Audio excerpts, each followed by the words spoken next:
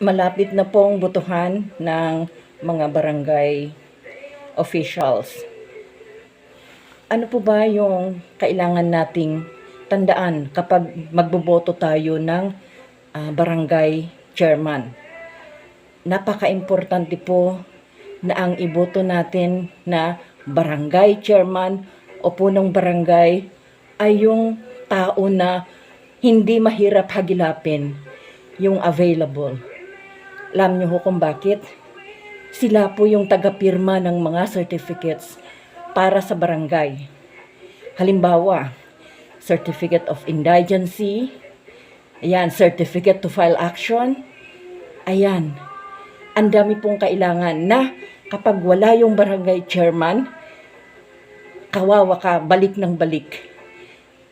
Kaya importante ang punong barangay na iboboto natin ay yung available.